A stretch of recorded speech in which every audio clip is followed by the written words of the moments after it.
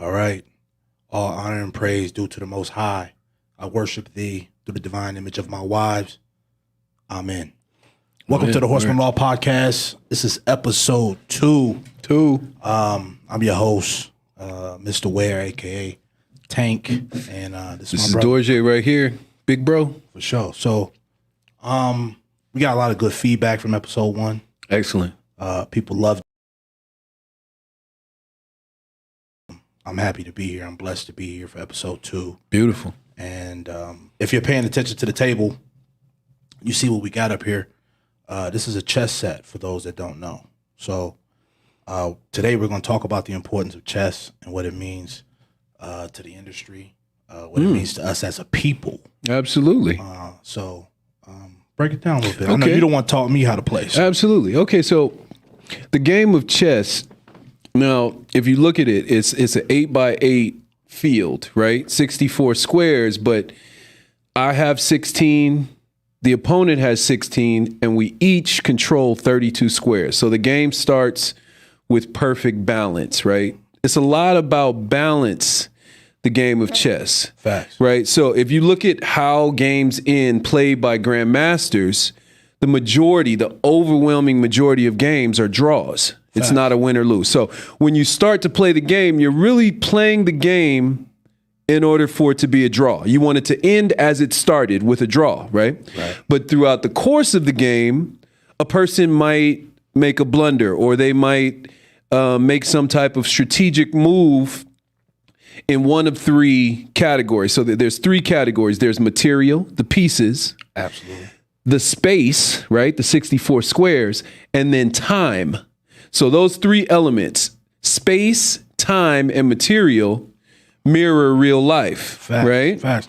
And you can even go deeper, man. Like I think about the chess game, and I always think about it as, the chess board being like the earth. Absolutely, right? yes. Being like land, right? Yes. And then you got the individual pieces, and even the individual pieces represent something that's going on the planet or going on as a people, right? Yes. So you got the rook, right, which represents, to me anyway, it represents like moving on that land, right? Yes. Moving empires, nations, cities, states, right? And then you got the knights, which represent the warriors, the soldiers. Absolutely, right? yes. Protection force, Yes. stuff like that. Yes. And then you got the bishops, right? Which represents the people, religion, organization. Absolutely. Right? Control of those people. Exactly. Control of those people, exactly. And then you just keep going, right? And you got the most powerful piece on the table, which is the queen.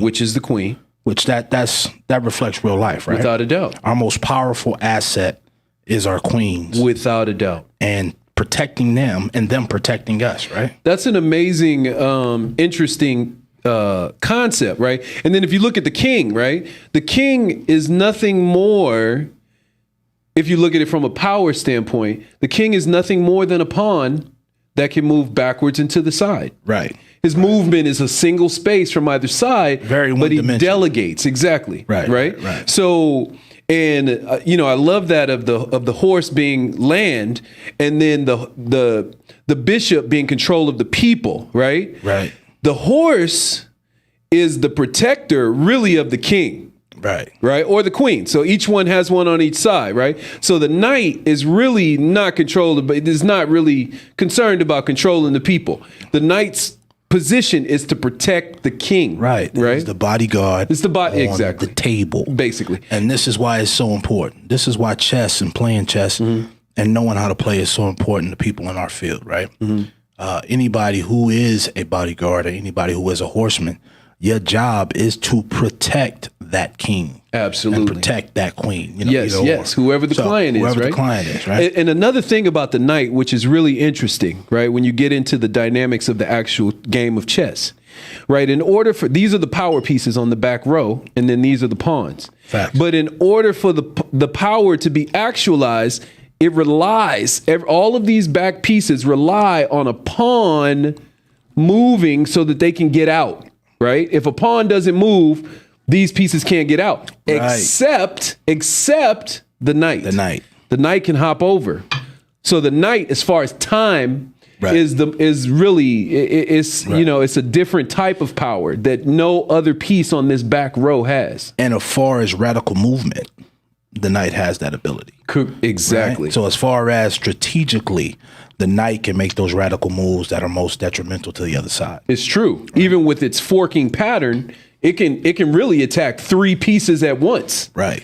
Due to the fact that it can fork pieces in multi directions. Right. Right. So yeah, I really love the knights actually. Exactly. You know, in my attack. Actually my opening, and then let's get into just so that it's educational, so if people are watching, they know the stages of the game. Facts. So there's 3 stages of the game, just like I explained, space, time, and material. The game itself is played in 3 phases: the opening game, the middle game, right, and the end game, right? So in the opening, because this is think of this as the earth, just like you said, these 4 squares in the middle, whoever controls these 4 squares controls the mobility of the board, right? Nice. So you'll see in most openings, a piece is putting pressure on one of these 4 squares. Right. So a person will make a move and then the other person will make a counter move that's generally putting pressure on these 4 squares. Right. Then when you get to the point where you castle, which is a move in chess, it's the only move in chess in which 2 pieces move at one time, that signals that the opening game is over and you're in the middle game. The middle game is where the beauty unfolds, right? There's not so many scripted moves.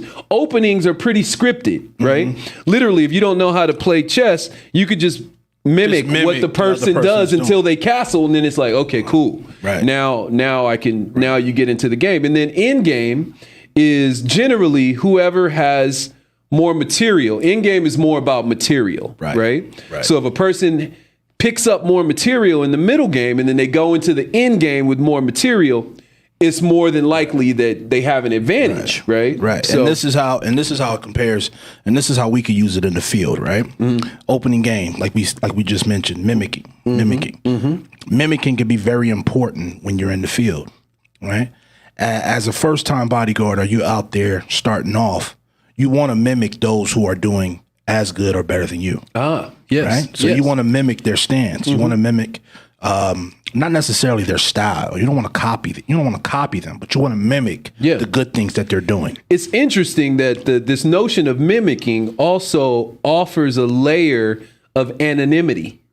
Right. So if you're just mimicking, if you're going with the status quo and you're just mimicking the movements, it gives a certain layer of anonymity. It's like, I'm not special. I'm not, almost a type of hidden. Facts. Right. You're not trying to stand out. It's like, I'm going to just mimic the moves and I'm going to just stay stealthy, you know? Right. So, yeah. And it's important. I mean, if you're in the field and you see people who are doing the things that they're supposed to be doing, those are the things you want to mimic. I think a lot of the problems today is we're mimicking the wrong things. You're mimicking the things you're not supposed to do. Right. Speak on those. Exactly. Speak on those. So one of the major things, right? One of the major things in the field is your area and spacing, right?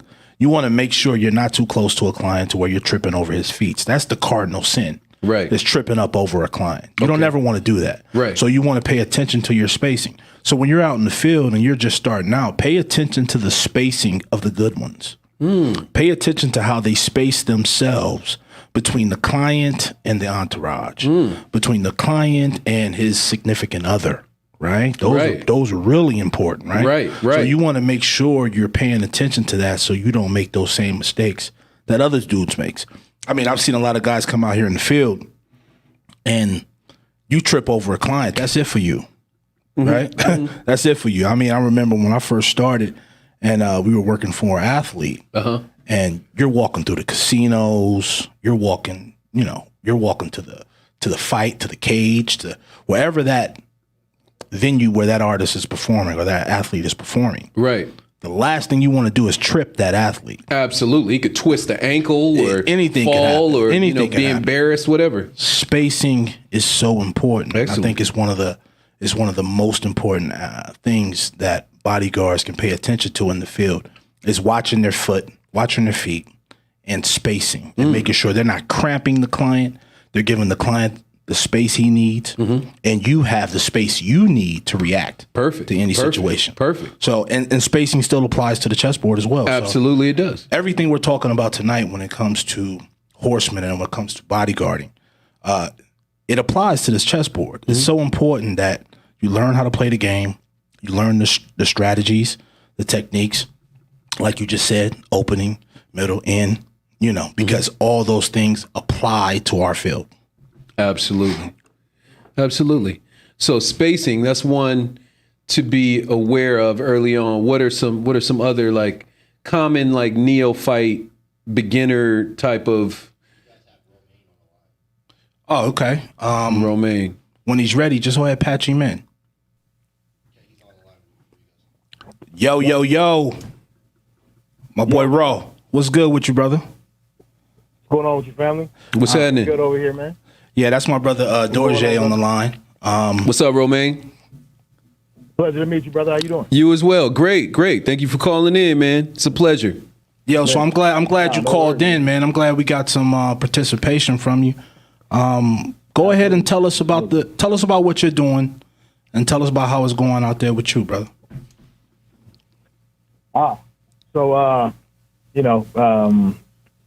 First off, blessings, man. Show's amazing.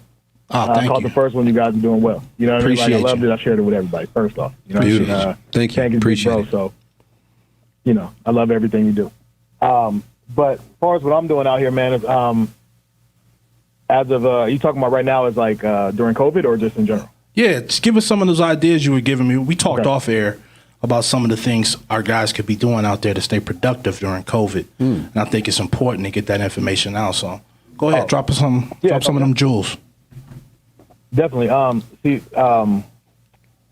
So for me, on my end, I'm on both sides. Like I also I bodyguard as well. You know what I'm saying? But I also do events and stuff like that. So I'm kind of multifaceted in this. So I kind of have a different outlook on how I see things because I see it from both sides. So as far as like being able to stay relevant with COVID, right? Now, like on sets, as a BG, you're going to be bringing your client to, video shoots, movie sets, wherever. So during filming, you have to have COVID. They have COVID compliance managers that walk around, right?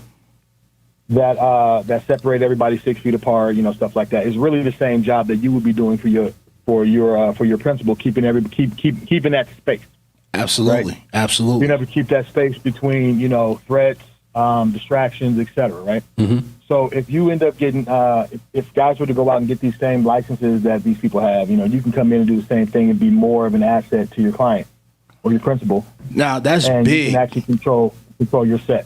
Right. Now that's big. That's big, because what you're talking about is they're creating all this from scratch. Like none of this is already established. Of course, they're reacting to the COVID. They're reacting to the COVID. So none of this is an established industry. Right. So this is something that we can get into early. We can get into right now. Whatever they're offering, whatever kind of licenses they're saying you need to get, whatever kind of certifications you need to get. Educate yourself. Get it, man. What is the name of the position? Compliance what? It's COVID compliance. COVID compliance. Okay. That's COVID compliance. Yeah, these people, like I said, they'll make sure if people are eating on the set, stay 10 feet apart. If you're eating, if you're wearing a mask, keep the mask on, stuff like that. Right. COVID compliance. Okay. But the thing is, if like being like the Horseman have a real team. A lot of guys don't have Facts. They're kind of just loners. So with them, like it would be beneficial because you can bring guys who may not be working, right? Like Tank may be on, and a couple of his partners may not be. Facts. You may be able to bring them in and keep them involved in the business, and as things are growing, so get them licensed up. They're still here. You're still keeping your client protected, and you have your eyes in the room. Right? Beautiful. I don't need someone else's eyes watching my principal, right? Plotting, and, like you said before, trying to steal clients or just trying to get close for a picture or, any of that stuff. I can eliminate all distractions by getting five guys on a Horseman certified for it. Keep everybody at bay. And it also helps with, like if your client's paying for that video shoot, he doesn't have to hire a COVID compliance team. It's a one-stop shop now. That's a brilliant idea. That's a brilliant idea, Roman. Yeah, and again, you're keeping your people employed and in the industry and being seen. Because a lot of times, like BGs, if you're not seen after a while, you fool. Out of sight, out of mind. Out of sight, out of mind. And it's interesting you brought that up. That's crazy you just spoke about this because I was just talking about this earlier.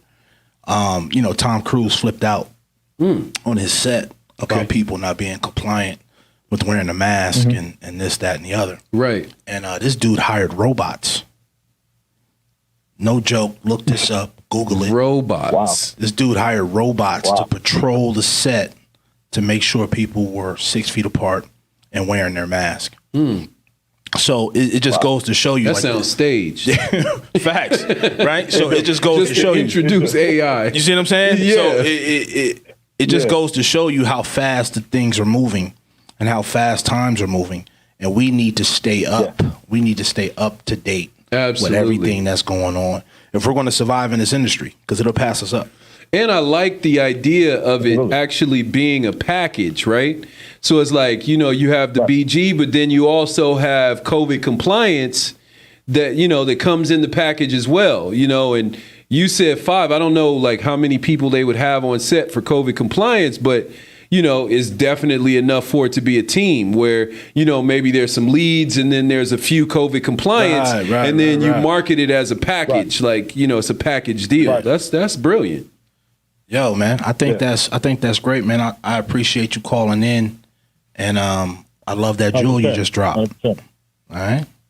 Man, you know how to do it for you. Bless, man. Bless. Appreciate you. Yes, thank you, man. All right, it's man. nice meeting you, Romaine. Stay blessed up. Likewise, man. Yes, you sir. guys have a good one. Bless. You too. Peace. Yeah, man, and it's just like that over and over. You know what I'm saying? Right. There's so much information out there that we have to tap into and start new to utilize. Information as well. It's like the information is just changing as it goes. And there's so many guys that hit me up on Horseman fan like, yo, I want to get in. I want to do this. I want to do that. Look, we're going to have to start creating fields of our own if we're going to survive out here, man. You got to start making up stuff as you go along, and you got to start making yourself valuable to the industry as you go. Absolutely. And we're going to have to start doing this. And this is type of networking that we need. So guys know what to do, and guys know what to go out there and try to get certified for. It's not always about carrying a gun. It's not always about, fighting. It's not always about that. We got to rarely is it when you think about it. Like you said in episode 1, it's more a thinking man's game. The guns and all of that is like, that's a readiness. That's like, okay, yeah, well, if it pop off, you got to be ready and prepared. But, even more than 9 times out of 10, that's not happening. Right. If it is, then you probably are not an effective, you're not an effective professional. You've already failed. Yeah. So, it's important, man. We start paying attention. Knowledge is power. Absolutely. The more knowledge we have, the more information that we gather, the more effective we can be. True. So it's important. Shout out to Ro. I appreciate him calling in. Hey, anybody else with more ideas in our field that's from the brotherhood, call in, man, and share with everybody. You know what I'm saying? It's important that we work together and we get out here and do what we got to do to take care of our families. There's too many brothers out there who are not working who should be. That's real. And I think we need to change that. That's real. So speaking of this chessboard and speaking of this game, a movie came out, and I think it's important for everybody to watch it. I saw it. I know you saw most of it. Yeah. American Sin. Is it Sin or Skin? I'm sorry, American Skin. Excuse me. Yeah. American Skin. Yeah. I liked the movie. Okay. I appreciate what he was doing and what he was trying to do. Okay. I'm on the side of everybody. It doesn't end. I'm not going to spoil it. But it doesn't end like everybody thinks it should end. But it ended how he could end it. Let's get into some concepts of it without it being a spoiler and saying exactly what happened. What would you say are some overarching? I mean, because I didn't finish it. I told you I got a phone call and got interrupted. But I will say, because I write and I approach movies a lot from a cinematic standpoint and the writing and, character development and conflict. And I will say, I like the movie from what I saw, especially the way that it was shot, some of the subliminal messages, even when, there's a scene, I won't give it up, where, it's basically a shout out to Malcolm X, where he has he has the machine gun and he's looking out the window. In the window. But it was a quick second, right? That if you didn't notice it, it's like, that was purposeful. I'm sure that was purposeful because, this overarching, and this is a great time to have this conversation on, MLK Day, shout out to, rest in peace, MLK, one of our definitely ascended masters. For sure. And then the touch on, Malcolm X, another one of our, great man, powerful great ascended masters. If it's a yin yang, I'd say that both of them are, from the same cloth, right, creating that balance, even, with this notion of a chessboard, you know what I mean? Xavier and Magneto, if you absolutely, yes. Yeah, Xavier and Magneto. Yeah. Definitely. So, yeah, I like the way it was shot, but it brings in these notions of violence or non-violence, right? So, one of the characters is very, they present him, he's very compliant when he gets pulled over. Absolutely. Yes, officer, he doesn't lose his temper and all of those things, Very peaceful. Very peaceful. Right. Now, and then, aside from this movie, I mean, it brings in Black Panther as well, because you have that dichotomy. Mm-hmm. Killmonger T'Challa. And T'Challa. Exactly. Yeah. T'Challa. Rest in peace. Also, Chadwick Boseman. Exactly. Sure. So it brings in this notion of, do I fight? Do I not fight? This notion of an eye for an eye versus, being the bigger man.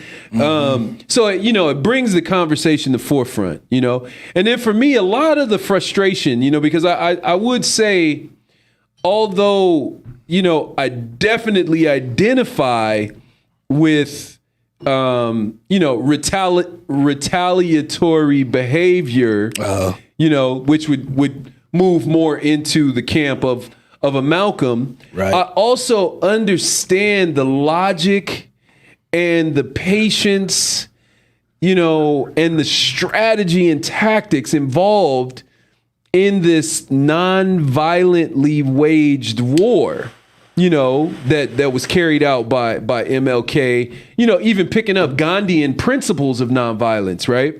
So one of my biggest things, and I'll just put the question on the table, right? Facts. So this notion of an eye for an eye, mm-hmm, people tend to lose vision of, it's an eye for an eye.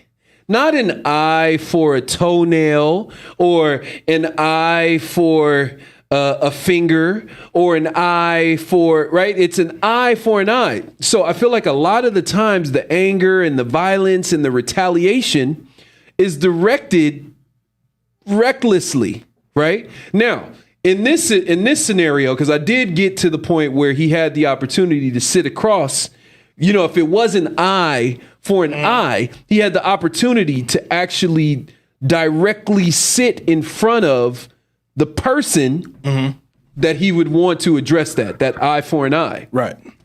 Rarely, you even look at protests and things like that. I feel like, if things were done more tactically and strategically to the point where it's like, we know who did it, we know where they're keeping them, mm-hmm, and we're patient.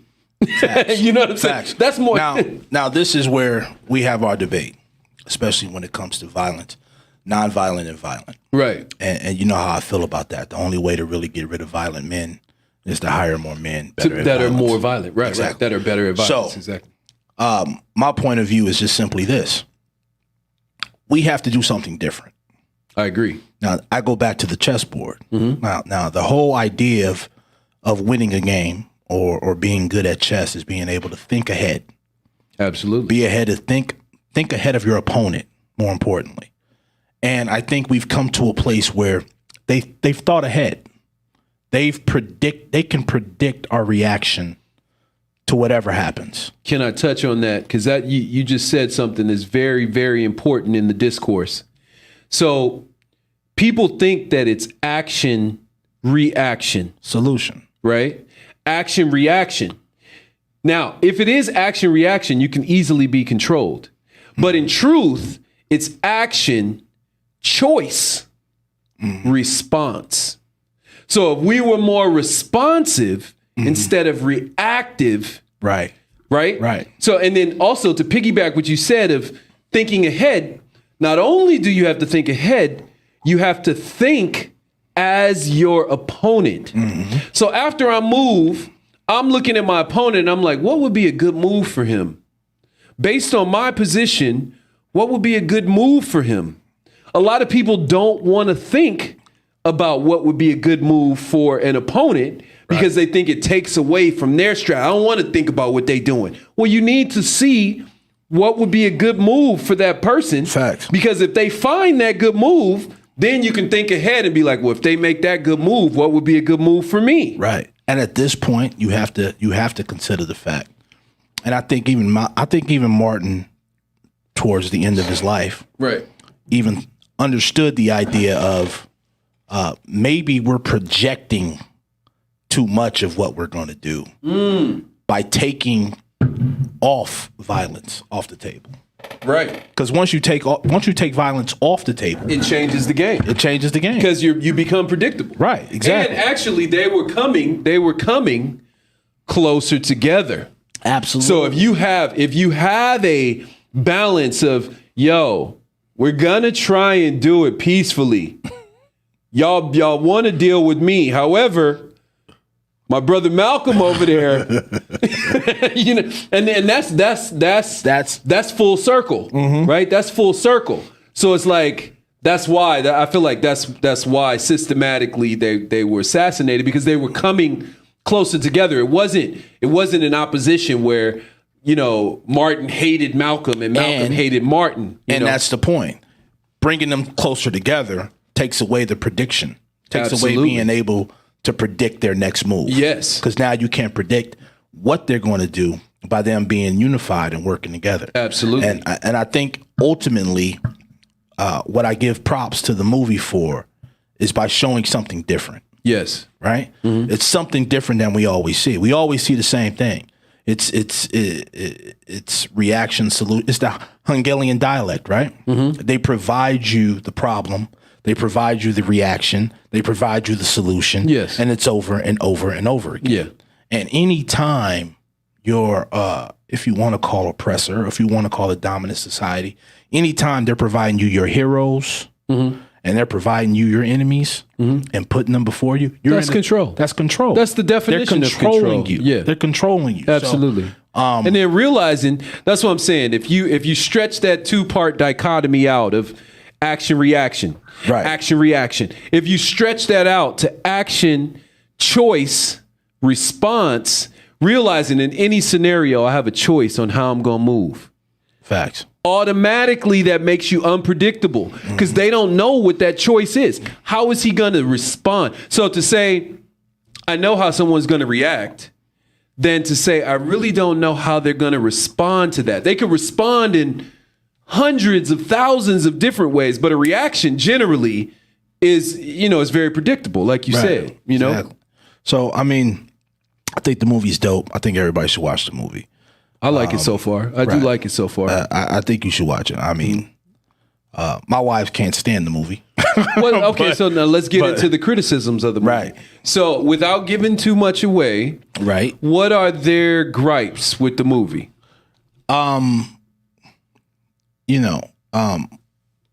Ultimately, both of them are very militant. Okay. When it comes, that's the black woman, right? Yeah. The black woman is militant when it comes to protection of her family and her children. Absolutely. So it's almost understandable that they want, eye for an eye. They want retribution. Now that's different. Like Right. retribution, an eye for an eye, if it actually occurred. That's what I'm saying. Like burning up a city of shit that you don't own, or I don't know about the profanity. Go ahead. Okay. Go ahead. Shit that you don't own. You're not reaching the person that you're actually upset with. That is not an eye for an eye. That would be my criticism of an eye for a toenail. It's not. But is it retribution? Not at all. Not at all. Not at all. And what it is it's allowing the oppressor to be like, okay, let them blow off steam, let them burn up some property, and That's not getting to the core of things, right? Now, if it was a situation where somebody, let's say it's a scenario where a cop kills somebody, right? And everybody's chill, and then they find out where they're holding the person that killed this person. Then there's an army that shows up and says, give us a lynch party. The other eye. That's an eye for an eye. Right. So if you kill one of ours, we want the killer of one of ours. It doesn't make sense to just kill innocents and burn up shit, and that's not an eye for an eye. That makes absolutely no sense to me. And I think it's because I approach things strategically, right? So it's like I'm not as emotional about the outcome, right? It's more difficult to anger me. But then if you ask me, if someone killed your child, right, and you had the opportunity to kill the person that killed your child, would you kill the person? Absolutely, I would. Absolutely, that's me now. Now, do I feel that is a right thing to do? That's up for debate. But where I'm at now, at that same argument though, kill one to save 1,000. Now, at that same argument, that's not necessarily eye for an eye. What do you mean? Okay, so give the example of kill one to save 1,000. Kill one to save 1,000. If it means a certain member of society loses his life, in order to deter 1,000 being killed. Well, the number could be whatever you want. Yeah, exactly. More than one. Exactly. Right. To deter that behavior, is it necessary? Is it necessary to get to a point? I'm trying to be very careful what I'm saying. Is it necessary to get to a point where sacrifice is needed in order to deter the behavior of a certain sect of people? No, I get that. And that's a really great question. That's a great question, right? And then my problem with that question and the outcome of that question, right? Now let's assume that to be true, right? I love to play this game. Assume that to be true. Okay, now you kill one of ours, we have to kill one of yours so that we don't send the message to you that you can just kill us and there will be no retribution or no response, right? Now what we've done is we've moved into this kind of hypocritic oath of you kill one of ours, now we're going to kill one of yours. Now, the one that you killed, were they innocent? Yeah, they were innocent. We just killed a random person. Did that person deserve to die? No, they didn't deserve to die, just like the person that you killed didn't deserve to die, right? Absolutely. So now, when you get into that, you really, from a moral standpoint, if there's a moral compass, you can't, in my opinion, you can't justify that, right? The real work is patiently and systematically aiming at the person that did it. And when you look at, but then you have to go back, referring to the movie, you have to go back to the responsibility of the person that did it, right? I'm not going to give away the movie, but trained and tactics. Yes. These are trained tactics. Yes. Right? Yep. So who's responsible for that? Is that person responsible, or is he responsible for the organization or the institution that trained him in these tactics and behaviors that led to this outcome? I think that person solely is responsible. Solely responsible. That person is solely responsible. So my outcome, right? Like if I'm watching it without giving the movie away, had I had the opportunity, right? Because at the point, that you do something or take hostages or storm a building, that it's not going to end well. Okay, all right, I can go home now. Actually, no, let the hostages go and everything's okay. That's not how it's going to end. You're going to jail, right? You're going to die. Or you're going to die, right? So it's like, and if you're not afraid to die, at that point, I would, it's like you elevate, is my life more important than the retribution that I feel I owe my child? Yeah. It would have been an easy scenario. Like I don't really care about what happens to me at this point. you definitely are not going to leave from in front of me, because that becomes an eye for an eye, right? Right. It's if we're looking at the chess game, right? I'm not aiming at this pawn, right? And if I am aiming at that pawn, it's only to get to your king. So if I have an opportunity to checkmate the king, I'm going to checkmate the king. I'm not going to kill all the pawns and the knight and the bishop, and I'm not going to do all that. I'm going to checkmate the king. So my problem is the way historically, the playing field has been way more emotional and emotion driven than strategic and tactical. Strategy and tactics, even if you go into martial arts, anger is your enemy. Absolutely. Anger is, if I get mad, if you do something to make me mad, you are at an advantage, because now my logic, the logic that's guiding my movements and my reactions, is clouded by my anger, right? Rage. Yes. Maybe if you can turn my anger to rage, now you're at a huge advantage, because you can calmly dismantle, because my rage, it overrides logic. Absolutely. So my thing is, and I see this over and over and over and over in these movies, right? It's like, yo, okay, if we can move away from the historical anger and reactions of burning shit down, screaming, and what is that? What has that changed? Can we learn from that? Be like, that doesn't change anything. Let's relax. Right. Plan. I'm not. Let me be clear. I'm not advocating that we seek people out and kill them, right? But I am saying, if you were being strategic and tactical towards whatever enemy it is that we're targeting, it would look way different than protests and anger and burning up shit. It would be way more tactical. It would be much more tactical. It would be thought through. It would be thought through. Exactly. And I think that's the difference. I think, like I said before, our reactions are being handed to us. Absolutely. You're not thinking about how you would react to that situation. We need to respond instead of react. Exactly. It's already presented to you. Yeah. It's already said, this happened and we're protesting. You haven't had an opportunity to think what the proper reaction should be. Right. Because you've already given what the reaction is going to be. Not to mention that it's hardwired in the law, too. Hardwired in the law. We have the right to protest. Oh, you have the right to protest. Exactly. You can blow off the steam and be angry and do all those things. No. Now, this is how important to put this movie in the proper context of what happened in D.C., right? Okay. And look at it as a whole. Yes. Right? Okay. What is the dominant society's reaction to anything they don't want? Right? He even says it in the movie. I'm not going to break it down, but he even says it in the movie.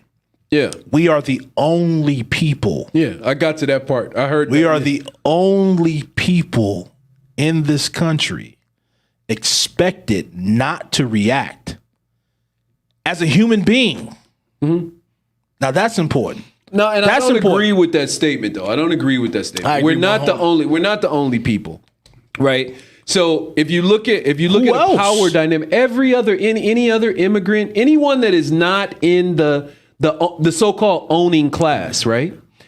Anyone that is not in the owning class is expected to react in that way. And why do they react in that way? And really the only reason would be a lack of power, right? So it's like, let's go back to even George Floyd, right? Okay, so we see this person clearly, even, he's got his knee on his neck. Okay, so now he makes bail. He comes out. He goes home, right? Right. Now, he goes home. Which goes back to tactics and training. Yeah. They're trained to go home. Right. Okay, but then when he goes home, he's protected by other officers guarding his home. This is true. Okay, so now my thing is, there at that point, if it's a chess game, Right. king just castled. Okay, the king just castled. So the king is on, H8. Okay, that's where the king is. All right. So now I'm not going to direct all of my pieces over to this side of the board and then just, start killing pieces on this side of the board. That's not what I'm going to do. I'm going to direct my pieces towards where the target is. Right. Now, and this is my problem with a lot of, so-called, I won't say cowardice, right? That's an incendiary word. Mm-hmm. But there's a lot of people. I'm strapped. I'll kill a motherfucker. All of these things, right? But then when it comes down to there's someone that did something that was dishonorable to our community. We know where they are, right? We know where they are. Right. So why, and I got to say again, this is a disclaimer. I'm not advocating this. I'm just merely raising a question. Facts. Why wouldn't all of that energy be right at his house? Right? I'll tell you why. Okay. I'll tell you Okay. why. I want to hear. And I thought about this a long time ago. It's all about character and demons. Character and demons. Character and demons. Character and demons. I'm gonna break it down for you. Okay. You remember when I called myself trying to be an actor, right? Yes. No. Yeah. No, right. Yeah. And you gave me some books, and I read these books, and these books were basically about breaking down a character. Absolutely. From its foundation. Thesis, antithesis, synthesis. All of that. Right. Building it up. Movement. The traumas, the toxicity. Exactly. Everything. Right? Yes. I realized something. All black people in this country have a character that they have to build in order to maintain their existence. A perpetual mask. Exactly. Yeah. Exactly. Yeah. And they have to build it through scratch. And they use their traumas. Yeah. They use all the toxic behavior. They use all the propaganda. Yes. They use all the things stored in a cellular structure. We've talked about that. Yeah, cellular memory. Cellular memory, right? Absolutely. So, and you create a character. The problem is that you create a character as a good man or a good woman. And you also create a character as a demon. Right? You create these characters. And I realized a long time ago that somehow black people reversed it. Okay. We would introduce the world to these characters of good men and good women. And we would introduce our people and our family members to these characters of demons. Interesting. It's like a perpetual hypocrisy. See what I'm saying? Yes. You see what I'm saying? Yes. So I made a decision long ago. I would only introduce the world to my demons, and I would only introduce my family to the character of a good man. If I'm gonna wear a mask, I'm gonna wear it at home. Now it just so happens I'm blessed. I can use my demons in my career and be good.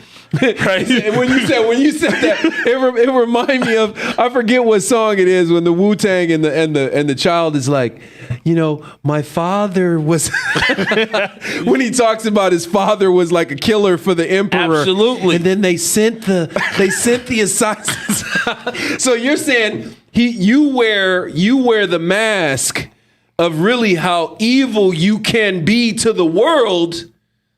At home, to be like, I'm a loving if I'm father I'm gonna wear and it at husband. home. Exactly. I'm gonna wear it at home. Right. The world is where I show my demons. That's That's moral. Right. That's funny, because that definition, that would be a more pure definition of moral. In my opinion, right? If there's a moral compass, right? So it's like, what would you do to evil? If confronted with evil, what would you do? Well, I would stomp it out. Right. So now evil, you're not going to find evil in your home, right? That's where you're going to need compassion and love and caring and understanding. But that's right? where you're finding some of the most evil. Exactly. In the black community. I'm saying, but that I mean, idealistically, you wouldn't do that, right? From a love standpoint, because family is love, right? Absolutely. But you're saying based on the traumas, and a lot of traumas occurred in enslavement. You know, you can't get around this whole... Can't avoid it. You can't avoid it, right? It's never really been addressed. So in some way, it's been turned around. So instead of showing your true self and what you would really do to the world, right? You put on a mask to the world, and right? Then to your family. And I think that the reason for this trauma is because you really can't love yourself for doing that. So there's a part of every person that resents that aspect of themselves for wearing that mask publicly, that then takes it out on the people closest to them. Instead of saying, you know what, I'm going to wear a mask of actually how despicable and evil and retribution driven I can be, because in this arena, love dominates. I'm gonna be gentle with my children and my wives and my, you know what I'm saying? I'm gonna mask that aspect of me, but then when I go into the world, then there's no mask, and it's like, and if you run up, everybody, you already know. Everybody can get it. Everybody can get it. Exactly. And that's my problem. Yeah. That's my problem. I always had this thing about being a gangster in the home and a pussy outside. Yeah. Like, no. We not going. You got to do that in reverse. You got to do that in reverse. If I'm going to fold or backstep, it's in front of my wives. I'm not doing that to the world. Right. I'm not backing up. I'm not folding for nobody outside. Right. I'll fold at home. Right. I'll fold at home. Right. But in the world, I'm not doing that. Somehow we've reversed that, and we're folding.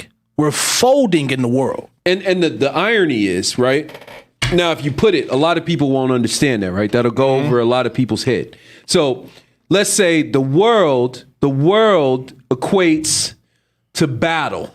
The world equates to battle. Home equates to training, right? Now, you're supposed to fold in training. You're supposed to be fatigued.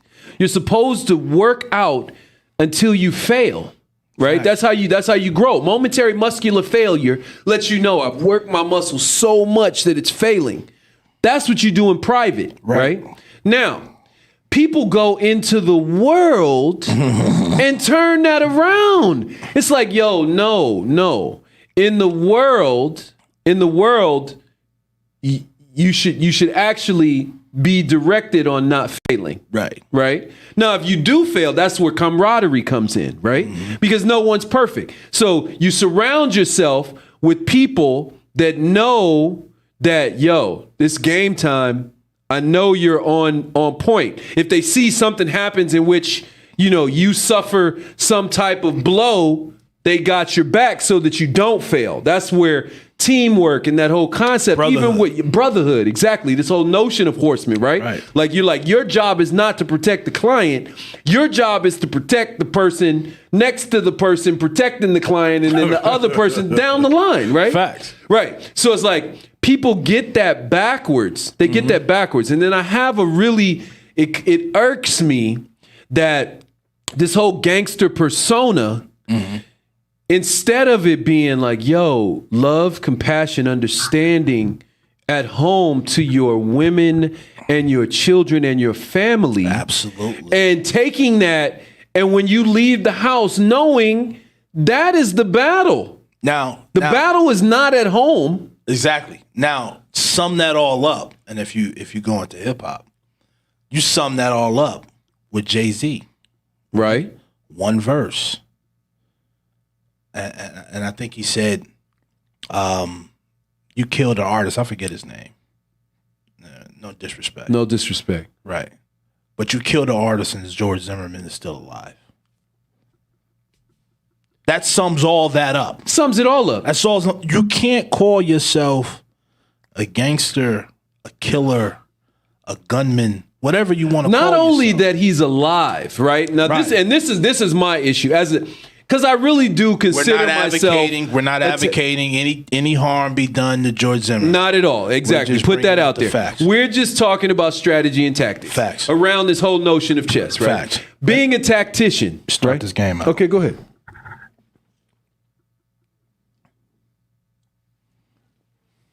Being a tactician, I'm looking at it strategically and saying, okay, really, when you look at violence can be reduced to force, right? Really, what people call violence is really just the use of force. I mean, and you learn that in martial arts, right? Facts. There's definitely very violent moves that can be done depending on the outcome. But in your mind, it's just a use of force, right? If you throw that at me, I'm going to take it and then I'm going to apply force to your elbow and break your arm, right? So it's like, instead of it being like this angry, emotional thing, it's just a use of force. I know I have the potential to use force to, and then it becomes disabling a weapon, right? Your arm is a weapon, so I'm going to disable that weapon, right? So tactically and strategically. Now, you look at street culture, a lot of hip hop culture, guns, and this whole gangster mentality, right? That same energy is void. This is what rubs me. Is void of anything strategic and tactical. It's completely emotional.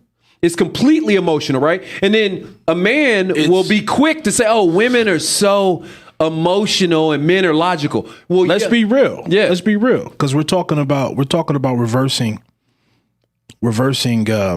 responsibilities in our community. The women have become more masculine than the men. They've definitely become more tactical and strategic. Exactly. So when you're looking at some, not all, in hip hop or whatever you want to call it, civilian. I'm not a civilian, so I'm just speaking. I'm just speaking from perspective from the outside. Right. It seems to be more emotional and more feminine. It seems to be the reactionary, emotional vulnerability of a lot of people and a lot of artists that are being promoted by the media, right? Because you don't see the most thoughtful and strategic artists. You don't see them being pushed to the forefront. You see the emotion, the emotionality, and the vulnerability. You're seeing all that being pushed to the forefront, and that's for a reason. If you're talking about chess, that's for a reason. If you're talking about chess and you're talking about strategics and you're talking about tactics, this is all for a reason. That's why I never take it personal. Right. You can't take it personal what your enemy or your opponent is using against you. And the irony is, even those artists that are, because I think the artists that are more strategic and tactical, they are just seen as taking a step back, right? Because they're not as incendiary. They're not going to get caught up in the back and forth and the, I'm this and that, because they're more strategic and tactical, right? Now, the media, because the media is going to definitely hyperinflate anything that goes away from strategy and tactics to encourage those looking, to encourage the onlookers to be like, yeah, be like them. Don't be strategic and tactical like this person that we're not going to cover, that's not saying anything, that's sitting back and just watching it because they know what's up and know what's going on. Be more like this person. Right. And then unfortunately, within hip hop, because the game, a lot of the messaging, right? Like I come from old school hip hop where, the lyricism, the message is in the lyric, right? It's not, it wasn't about money, hoes, and clothes and disrespecting women and things like that. It was more, this is actually, the person on the mic is a griot. They're actually sending messages through rhyme. They're sending encoded messages through their lyrics, right? Now, because the culture, I feel, has gotten away from that, right? And they're looking at these more media specific aspects, right?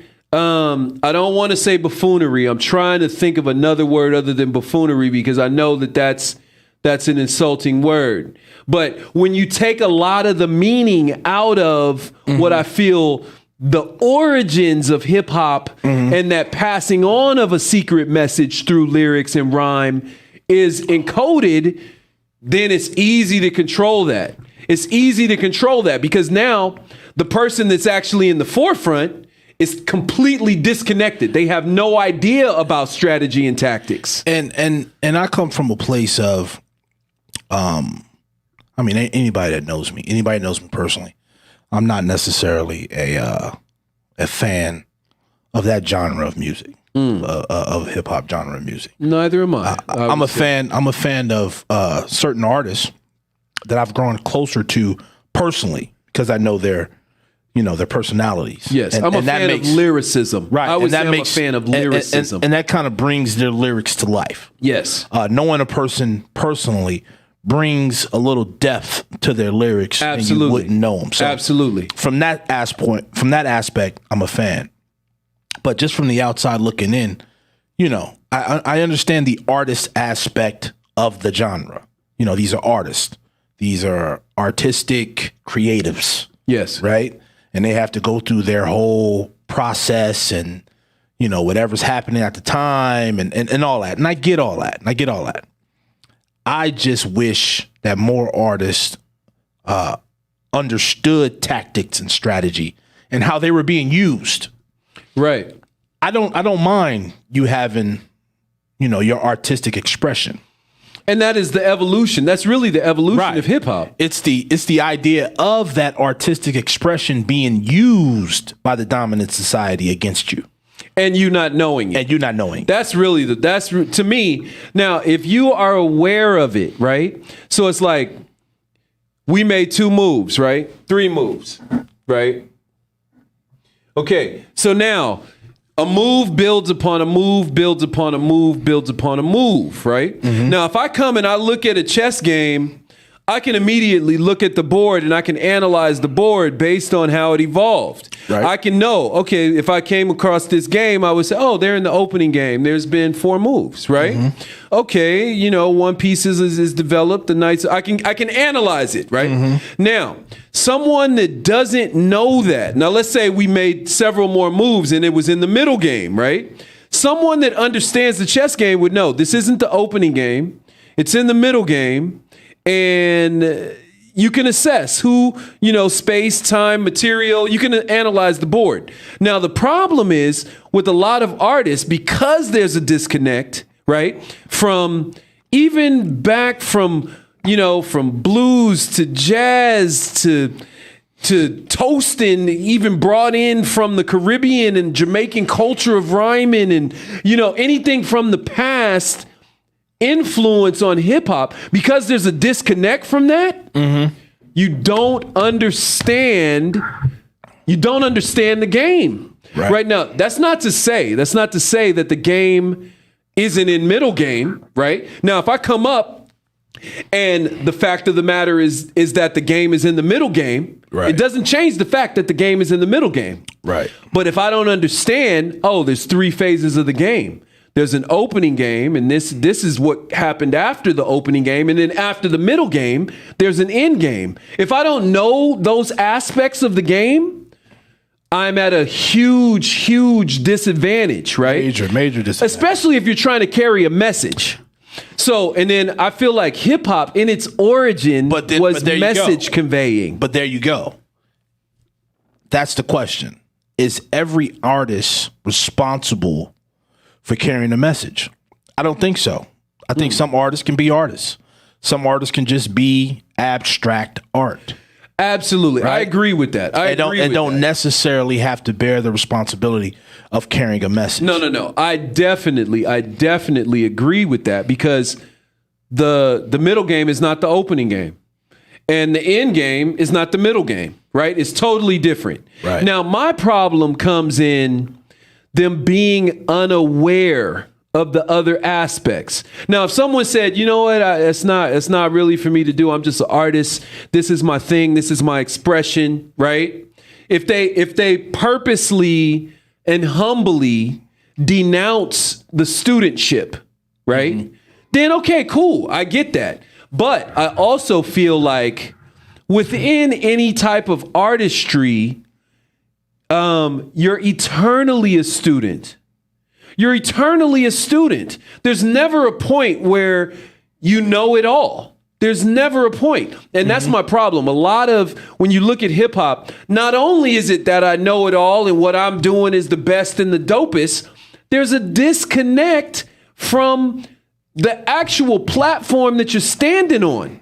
It's like, do you realize that a house is built from a foundation, that if that foundation wasn't there, that all of that shit would fall down? Do you realize that? Now let me play devil's advocate. Okay. Let me play devil's advocate. Right. Now, if you look throughout the histories, right? Do you think hip hop is different from the inception of the blues, inception of jazz, inception of rock, and how that, people were saying the same thing about the young blues players that came up, Muddy Waters, right, and all those brothers who came up. The mainstream society, mainstream black society, yes, the Christian religious, they were claiming the same things that we're saying about hip. Well, not we're saying, but the same things that society are saying about hip hop. They were saying about the blues. Right. They were saying about jazz. Yes. They were saying about rock. Yes. So are we just perpetuating the same cycle? No, I mean, there is absolutely evolution is going to occur, right? Time and space is none of this is scripted, right? We're having a conversation in which things are going to occur with a complete disconnect from before, right? Right. My issue really, and I consider myself a student. I think that's really the difference, is that you can't learn it all, right? You can't learn it all. There's more things that I don't know than I know. To me, approaching the world from a standpoint of I don't know. Facts. I know that I don't know. All that I know is that I don't know. All of this we don't know, right? There's a great I don't know, right?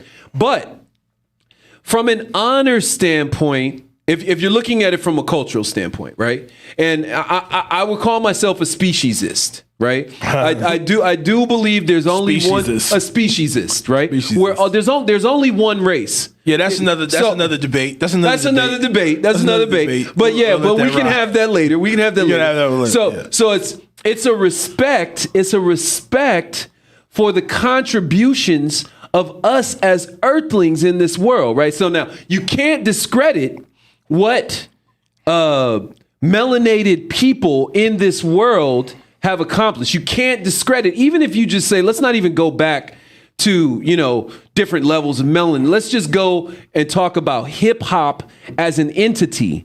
You can't discredit the evolution of the effect of hip hop, right? So it's like the fact that it is the highest grossing music in the world, right? Mm-hmm. So now looking at it logically, okay, music. I feel like music is the conveyance of message and love, vibration, right?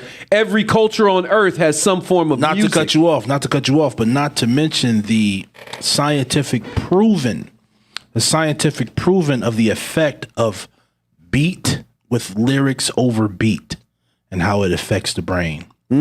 And how it affects consciousness. This is scientifically proven. But go ahead and continue. I just wanted to say that. Hip hop as an entity, right? So let's just talk about hip hop as an entity. So it's like, if I consider myself an hip hop artist, right? I should at least know, okay, well, what is hip hop? To me, right? And everyone, it's like a fingerprint. Everyone's going to have a different definition of hip hop, right? Absolutely. And everyone is right. Every definition is right. So me growing up, being close to poetry, I loved poetry. Coming up, I would write poetry. I learned actually the mechanisms of poetry, iambic pentameter, or, verse, meter, beat, all of these things as far as rhyming words and poetry. So I approached it as a student, right? Right. So now when I look at hip hop and I'm like, yo, damn, these are just the dopest poets in the world. Like what they're doing as far as cadence and message and lyricism, right? So I'm approaching it more as a student of poetry, right? Facts. So now when you look at, well, what is poetry? It's the conveyance of message distributed through rhyme and cadence and all of these other poetic devices. Now, any artist, if they're an artist, they know this because they're utilizing it, right? Whether they know it or not, they're utilizing it, right? You look at like even a musician, you're gonna know how to play a note, right? But then there's the improvisation. Once you get those notes, now it's like what comes out of your mind.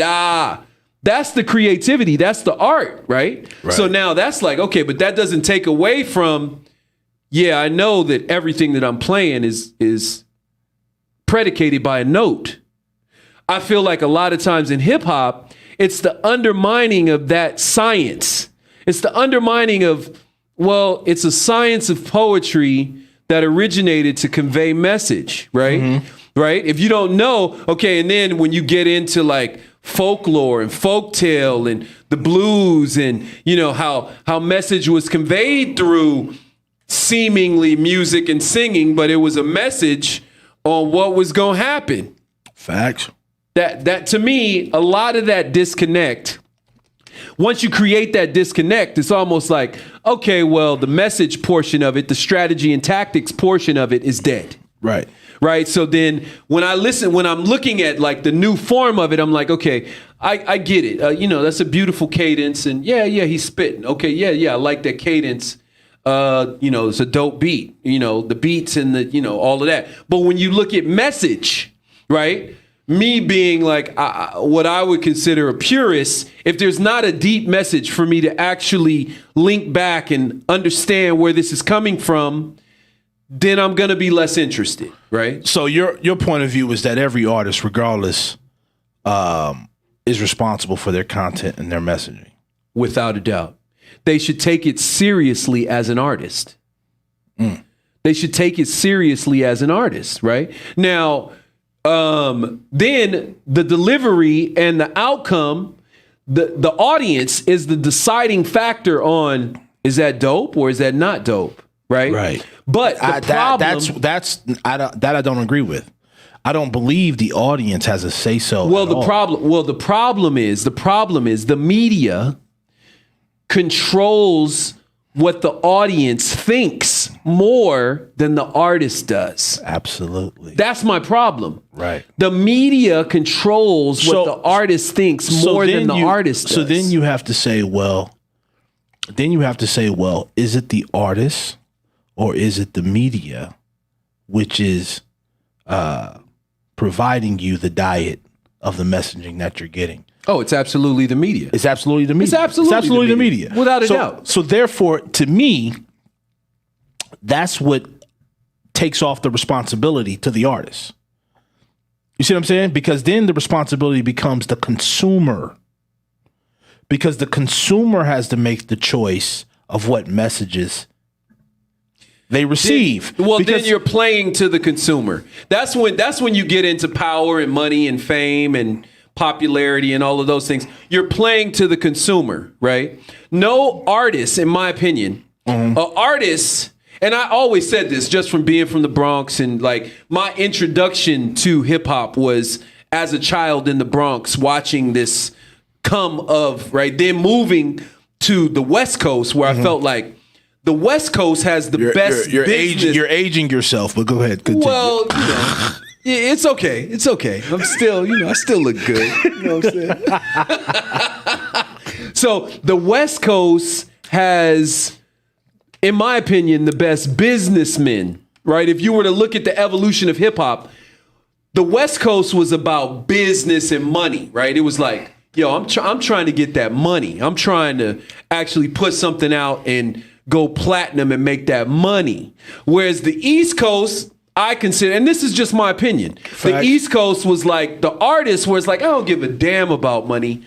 I'm about hip hop and spitting these fire lyrics, and then people are gonna attach to it because it's fire, and I'm gonna make a gang of money. It wasn't I'm gonna make the money.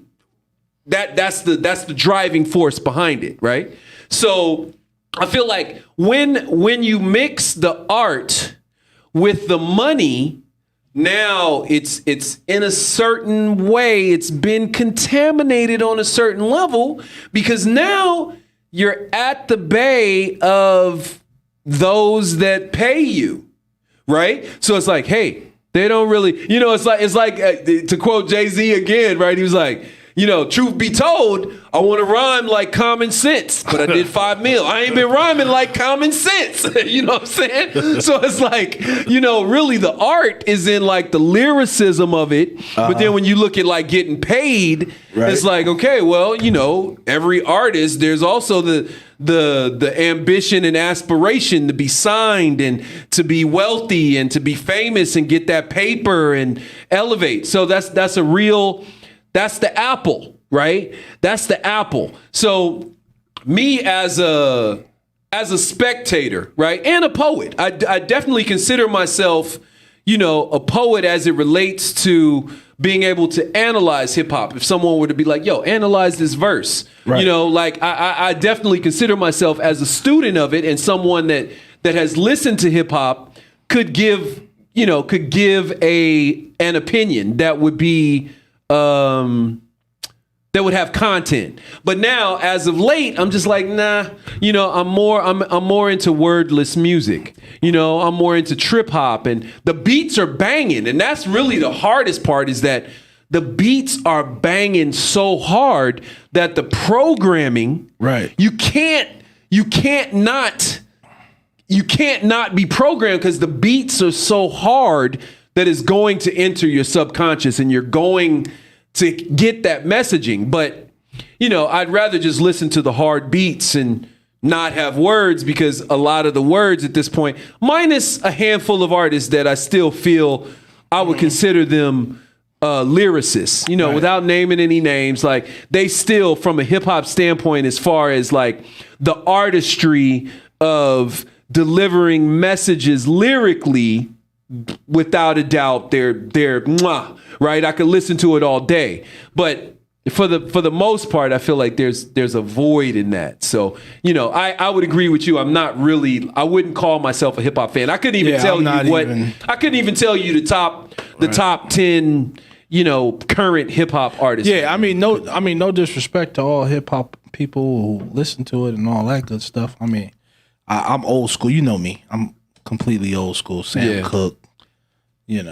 Right. Johnny Walker. I'm Miles Davis. Right. Foundation. You build a house from the foundation up. Facts. So,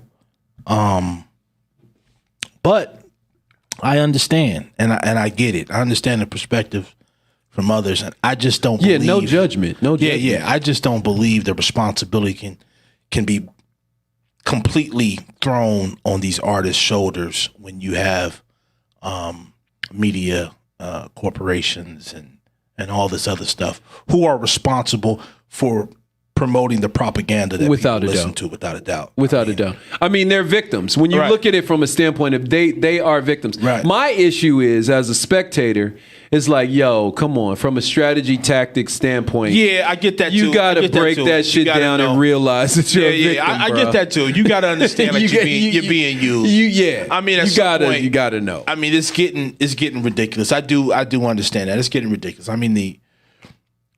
It's getting to that point where it's like, not to mention that the OGs, they're giving it to you. Right. Like, if you analyze what they're saying, it's not a secret. This isn't anything that we're saying right now. If you were to analyze, go to the people that are considered lyricists, and they're spitting and they're delivering, and they're still an artist. It's still creative. Right. It's still fire. It's right there in front of you. Right. So it's like, you kind of, it's the money. I feel like it's the money. It's the money that clouds people's judgment. Which I know that money is intoxicating. Right. Fame is intoxicating. It is. Right? But now we're moving on to a subject that I think is most important. Some courts have just ruled that lyrics can be used against you in court. Right. Right? Is it lyrics or is it It's lyrics. Whatever you're saying in your song can be used against you in a court of law. In a court of law, and you can be criminally responsible. Now, I feel like you can put on every CD a disclaimer that would totally because I feel like you can't. I feel like get creative license, right? No, you get creative license as a writer, and you have to understand where the times are going.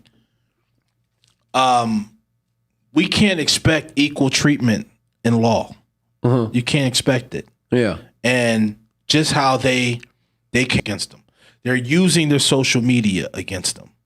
They're using all these platforms against them in a court of law. So are they now I'm just asking a clarifying question. Facts. Now, are they literally sitting down and analyzing these lyrics? Yes. Wow. I'm gonna say this again. It's not an artist just being reckless and being in the video with guns. There are literally, and I know this. I know this for a fact. I know a lot of brothers in law enforcement. I know this for a fact. There are literally units bobbing their head like. There are literally special. Write that shit down. Special units that are put together purely for the identification of artists, tracking their social medias, and listen to their lyrics and putting together cold case files. That's a funny movie. Cold case files against your lyrics. Imagine if that was your job. You're literally solving. You to listen to these hip hop lyrics and tell us what's going on. I'm telling you, no joke. You're solving cases. You're solving cases with your raps and your hip hop. Yo, that would be an awesome movie, bro. Now, just for my people out there and for my brothers out there, I just want to give y'all, a couple jewels. Listen, if you are making a video with weapons in it, I'm sorry. Let me try and keep. Listen to me. All right. Let me try and keep. If you're making videos with weapons in it. You are liable to be charged. You're liable to be charged.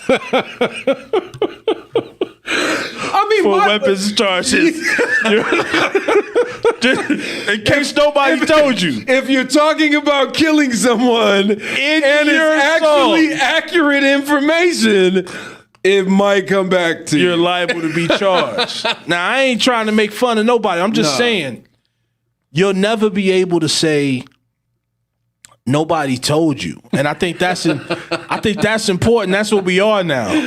Right. You'll never be able, this podcast, you will never be able to say, nobody told you. If you make a video with weapons in it, talking about murders. Right. You're going to be charged for murders and weapons charges. That information can be used against you in a court of law. We gotta... Some stuff we gotta stop. Some stuff we gotta stop. Some stuff we gotta stop. And I blame, and I'll be honest with you, I blame the OGs. I blame the OGs. Why? Why do you say that? Because I believe anytime the dominant society offers money for any kind of behavior to our young people, yes, it is the responsibility of the OGs to say, wait a minute. What do you want this boy to do? How do you want this boy to behave? What is he going to be promoting to the community? I think it's a response to the OG. They can't control that, though. I mean, I get that. I get that sentiment. I agree with you. I agree with you on that. But then you got this other culture coming up that's like effing OG. I'm a new G. I'm a new G. I'm gonna say this though, and I've heard a lot of people say that, and I don't believe it. Yeah, I believe that the reason why they're saying F the OGs is because the OGs are trying to be like the young G's. There's a lot. See a lot of that. I see it all. I see it all the time. A lot of that. I see a lot all the time. Maybe because I just look at the ones that I really consider to be the leaders. There's a lot of 40-year-old, 45-year-old wannabe youngsters instead of embracing the fact that you have that age and that knowledge and that experience that you can hand down. Mm-hmm. You know what I'm saying? Yeah. An elder should never want to be like, his children. A father should never want to be like his child. Right. Right? His child should want to be like his father. That's real. But then also, when you look at, and this is the problem with hip hop as a business and as an industry. If it were that way, then it would be like a retirement where it's like, you know what, I'm gonna hang it up and I'm gonna leave it to the young cats actually to reserve that respect. I'm gonna tap out. I'm not gonna be 40, 45 just showing them. I mean, it really it's kind of unfair lyrically if you're coming from a standpoint that you're way more sophisticated and like on a certain level, if you're a young cat and you're like, I can't really do that, but I can do this, right? So it's like if you removed yourself, if that class of people removed themselves to be like, it's almost like running a race, right? You can't keep the baton and keep running around the track. Right. You know what I'm saying? You got to hand the baton. And what happens when you hand the baton? You stop. You stop and you cheer on the person running the baton. And the person running actually celebrates you for stopping and handing it to them. Now we've created this culture where the young cats are competing with the OGs, right? And the OGs are competing with the young cats. So it's like the whole system is off balance now. There's no real balance in it. It's not like right? There's no and not that it has to be hierarchical, right? But even if you look at it circularly, it would be more effective if one came to an end and influenced the perpetuation of the continuation.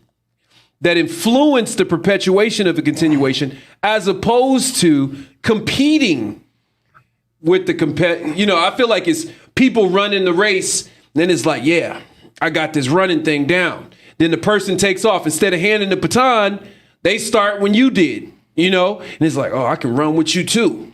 No, you can't. I have more experience. I ran around this track more times than you have. It brings in competition, right? And I think that is, once again, I go back to the responsibility of the consumers. Because if you look at other genres of music, if you look at country music, if you look at rock music, yes, they take care of those elders in the music. The Rolling Stones can go out and tour today. And let's talk about that too. Right. I think this is what I would love to see. Not that it's going to occur, right? Musicianship is something that cannot be ignored, right? If I'm sick on a guitar, the longer I play that guitar, I'm just because of the experience, I'm gonna be sicker with it. Now let me challenge you on that, right? Okay. Because musicianship is a reflection of the times, right? What's the difference between a guitar and an MP3? What's the difference between a guitar and somebody sonically who can manipulate a computer or whatever technology that's advanced today? No, I get that. Right? To create music. Because this is what it's not as difficult. It's not as maybe not. Yeah, it's not as difficult. Right. When you talk about, and I have an appreciation for music that was made by real instruments and real people who understood how to play the instruments. Totally. And I'm not dissing the electric engineer either. Yeah, I'm not dissing them at all. I'm not dissing them.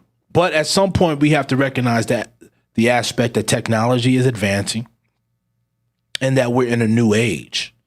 And I think we do a disservice to the music industry where we demand musicianship when musicianship isn't necessary to create good music. No, I'm not saying that you can't make. Okay, I'm glad you said that, because I'm not saying you can't make good music without musicianship. I'm not saying that. But you brought up the Rolling Stones, right? And how, you know, in these other genres of rock and country and all of these things, you know, they respect the OGs. I think it's because of musicianship. Oh, you think it's because of I think it's because of musicianship. That's where the They can, respect you comes go to a Rolling Stones concert, it's still live music where it's like, yo, this dude is 70 and they're like, you can see them still in the musicianship, and you know the difficulty of the musicianship, right? That's but at the same time, you could go to a Cube concert. You can go to a Big Daddy Kane. You can go to a Rakim. Absolutely. And still see the same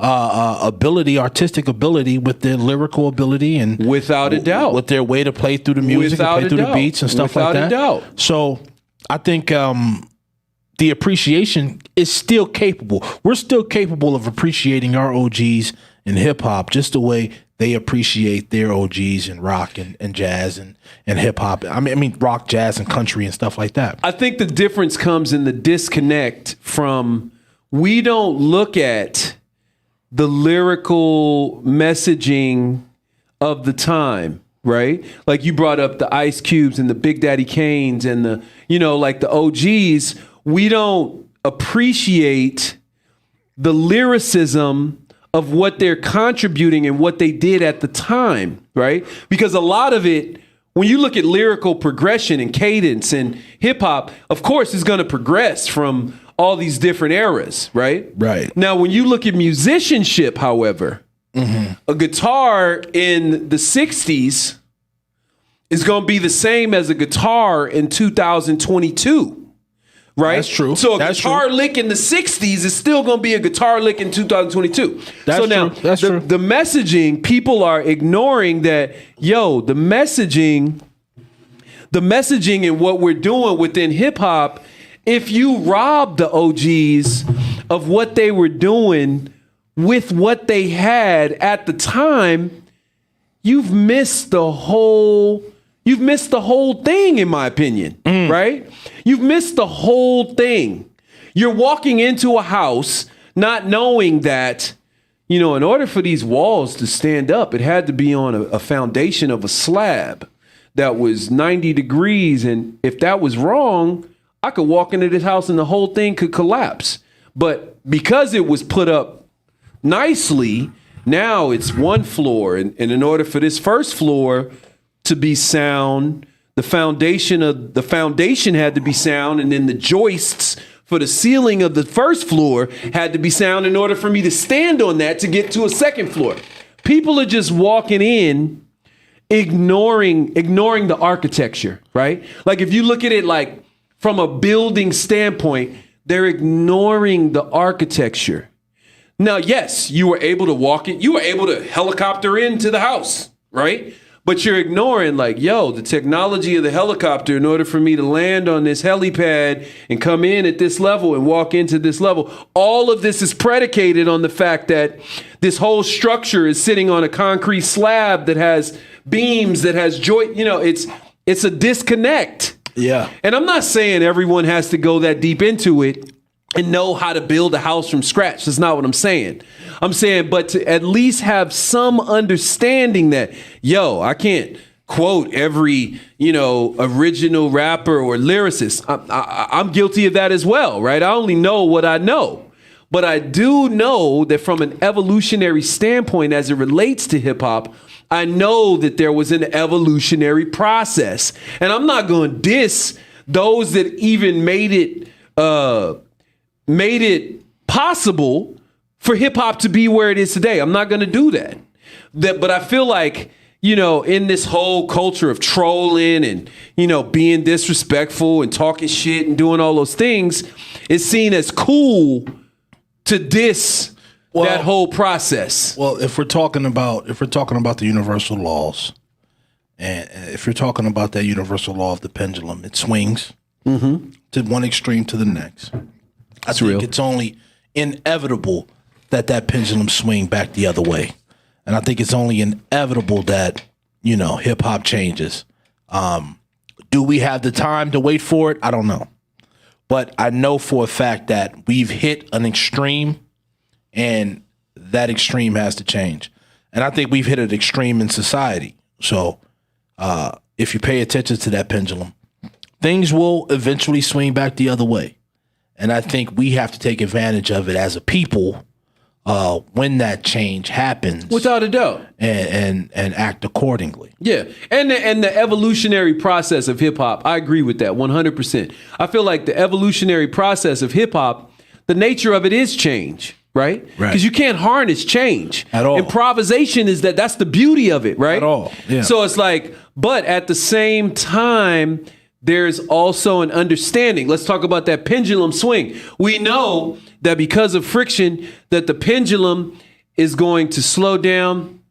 And then eventually, the pendulum is going to settle at a perfect balance between this swing and this swing, right? Now, if we're within the pendulum swing and it's way over here, and we're ignorant, and really ignorance is literally the definition of ignorance is merely a lack of knowledge.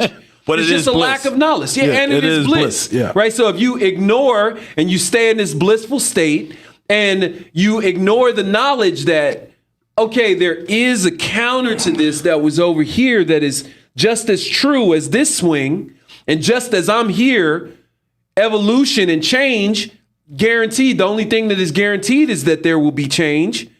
So I'm going to keep a certain level of humble.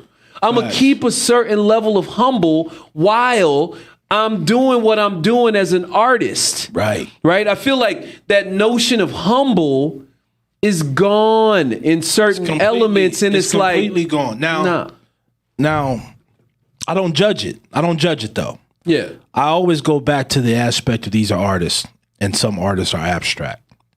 And I always go back to when the light is only shined. If the light is only shined on shit, that's all you see. That's true. You can only It's embrace like Plato's cave. Right. If all you see is shadows, if you chained up and all you see is shadows on a wall, then, that's your notion of reality. You don't know that that's a shadow, and there's really, and that's what it is. Yeah. So I tend to put the responsibility on those shining the light. I tend to put the responsibility that's deep. On those showing us and force feeding us the messages that they want us to have. I agree with that. But we already know that their intention, of course, is control and domination. If we're talking, exactly. If we're talking once again about the chessboard, If we're talking once again about the chessboard, it's kind of like our responsibility to say, "Oh, hold up, this ain't what we're doing, and this is not what we're going to allow you to promote to our children." And I think we have to stand up and do that. I mean, social media and outlets that constantly perpetuate the same images over and over and over and over again is not going to help us. The trauma, the toxicity. I mean, it's to distract you. It's to distract you. It's to keep you. Are you familiar with? They have something called AEM, right? Attention extraction model. It's literally an algorithm. They've created like the like button and all of these things of followers. Right. It's intended to extract your attention. Fact. Literally. Facts. Now, if you're unaware of the fact that all of these things are set up to extract my attention, take my attention away. Now, they know, okay, well, we know that the algorithm works because we've got it down to a science. Facebook, Instagram, Pinterest, all of these TikTok. We know that the AEM works. So now that we have their attention, what are we going to program them with? That's facts. Once you realize, this whole thing is set up to extract your attention. And then when they have your attention, to feed you something. Now, if people understand that, that's a large part of the game. You're automatically in a different position as it relates to strategy and tactics. Right. And knowing is probably the first step of the battle of winning the battle is knowing and being aware. Yes. And I think that's the biggest issue. We need to be aware. We need to be aware. And we need to be aware that, we can think. We can think. We don't have to be emotional. We don't have to be reactionary. That we can actually process thought and respond. Yes. And respond. Yes. And we need to know we can do that. And I think this is programs like this is what's going to do it and show people that you can have a conversation, you can have an intellectual conversation about anything as it pertains to the Black community and it be received. Absolutely. Too much, all we get is the bullshit. Exactly. Too much, all we get is the bullshit. That's it. And then if that's all you get, that's all you're going to know. That's all you know. Yeah. That's all you know. I mean, it's day in and day out. I mean, I remember when I gave my daughter an iPad, like I had no idea. Like I had no idea the effect that a simple iPad can have on a child. Right. Because it's constant. It's addiction. It's constant. Yeah. And it doesn't stop. It's set up though. It's Right. set up to be addicting. Right. Right. Right. It's designed. Right. This is your vehicle to addiction. Right. Right. So it's like once you realize that, It's real. then you limit the screen time. You say, okay, you can only be on there 4 hours because that's like, that's like having a drink every day. Even if you're not an alcoholic, if you're forced to have a drink every Right. damn day, Right. you're going to develop an addiction. But that's even weird too, because it's like, even if you told an alcoholic, well, you can drink between an hour a day, 24-hour period. You could drink for 1 hour. He can consume as much alcohol as he wants in 1 hour. He can still damage his body as another Without a person doubt. can. So you, even if you give a child windows to be on these devices and experience the world, it's so much toxicity that they can take in through that Even device. within that time. Even within that time. It's just true. It's like you spend most of your time trying to debrief your children. And that's what we have to do. Anytime our children spend time in the world and spend time on social media and spend time out there, you're literally going to have to debrief them for all the bullshit that they've experienced and consumed. You know what I feel the debrief is? And this is just on a spiritual level. Right? Facts. I feel like we don't even have the capability to debrief our child as much as a tree does. As much as taking a walk on the beach and letting the ocean touch your feet. Nature is the debriefer. So if you just tell, and that I really do feel like generationally, when it was like, go outside and play. Facts. Go outside and play. Facts. That, our parents didn't have no college educations or, to deal with all of the things, but just interacting with Earth. Do you know that Earth, even when we, that would be a whole nother show too, this whole COVID thing of where, that really every other species and living entity on Earth is thriving during this, right? So it's like, this is really the Earth putting humans on timeout. Like, y'all sit y'all asses down so that Earth has been factoring this out for millions and millions of years, right? So just interacting with nature, going on a hike, going and sitting in grass, taking your shoes off and walking in grass and interacting with anything natural that is not digital and programmed on a psychic, spiritual level, it's going to cleanse a lot of that shit. Facts. That you don't even know. Now, I can't prove that, right? Because I exist in this realm of I don't know. But I know. Right? If I'm bombarded and I go to the beach and I just walk into the water and I have no thoughts and I just sit there and I ponder on the vastness of, I am more water than I'm anything else in this world. I'm more. It's a maybe. I think in life, if more people embrace the idea of maybe. Yes. It's a maybe. That. It's not. More people in the world embrace the idea of maybe. Yes. That is my philosophy. Yo, that is so genius and profound. My philosophy in life is maybe. Yes, and that's so funny because mine is like, I exist in the realm of I don't know. Right. I don't know. I can tell you that I know. Right. But ultimately, do I know? I have no idea. My response to every conspiracy theory, my response to every bit of information I get, maybe. That's it. I have literally no clue. Yeah, that's brilliant. What about God? Maybe. Sure. I have no clue. I'm not interested in finding out. Right. You I mean, and understand what I I'm think saying? that's where I differ because I'll actually walk down the path, right? I play that game, assume it to be true.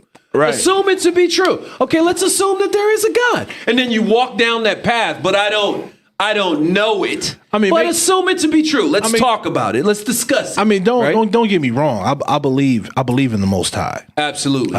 An architect, the divine architect of our existence. And I believe, I don't believe in organized religion. I believe my marriage is my religion. Absolutely.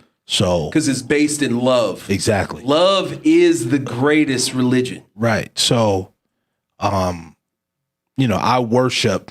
My church is my home. Say that. Say that. That is real. I don't believe in worshiping through man.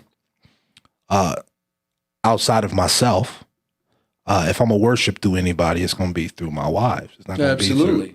And then if you're even looking at divine energy, I don't know why people would associate this notion of a God with this male and masculinity. And when we already can look at the female physical avatar, I'm weird they've anyway. been blessed with the gift of I'm weird anyway. Bringing life into this world, nurturance and my mother. Absolutely,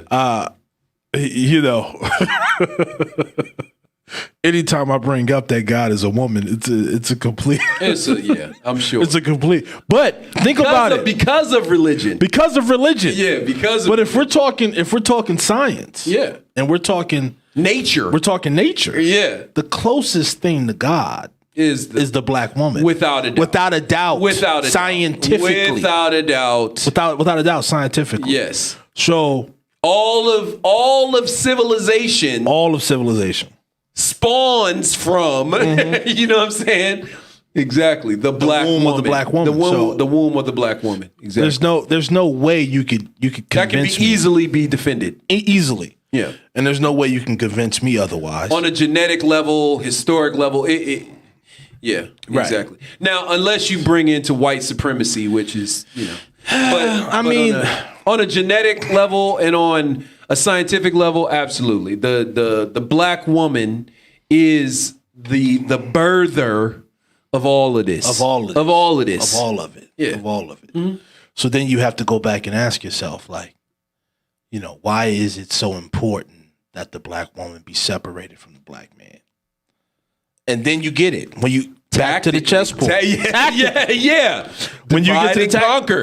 You understand it all. You understand it all. So when I tell you that playing chess and learning how to play chess will give you a different perspective of the world, I mean that. A non-emotional perspective. It will. Because you have to take away the idea of being angry and being emotional at the dominant society, white supremacy, whatever you want to call it. Right.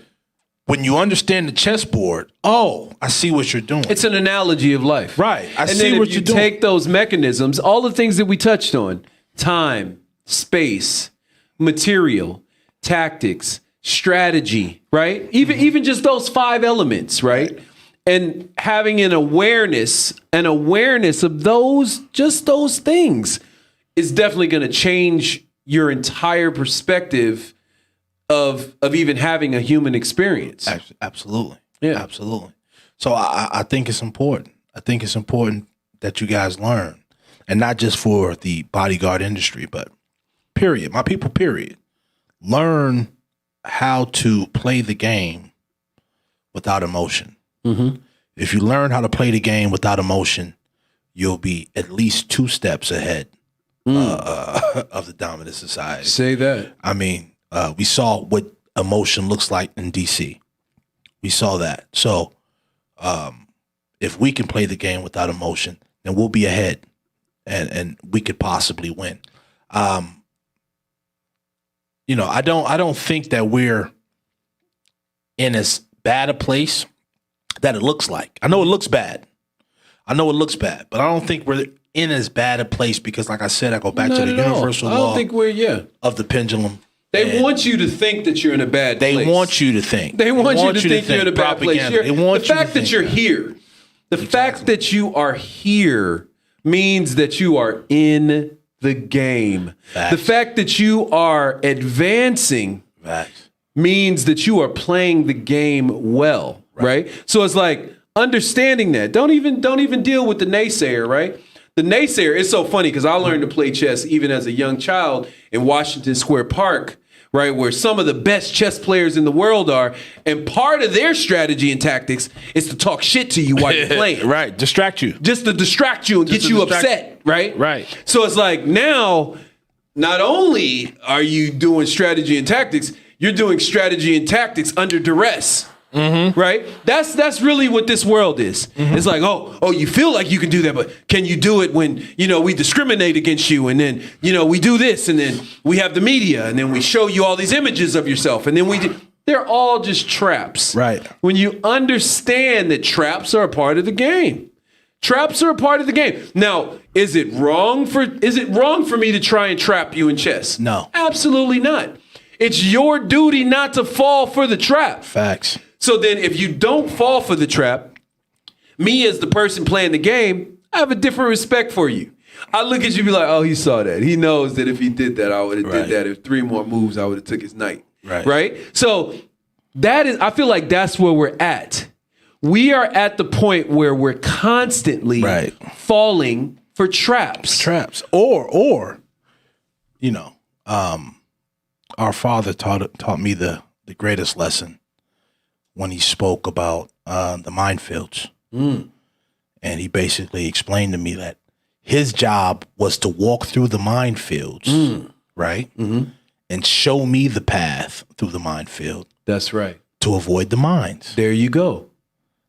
That's literally all it is. That's such a great analogy. Your job is to walk through the minefield and lay a path for the man coming behind you. Not to compete with the person coming behind you to get across the field. No. That is such... Your job is to lay the path so the man coming behind you can avoid the mines. Right. That's what we need to get back to. Absolutely. Lead the path to avoid the mines. There you go. Fathers to your sons, brother to brother. Yes.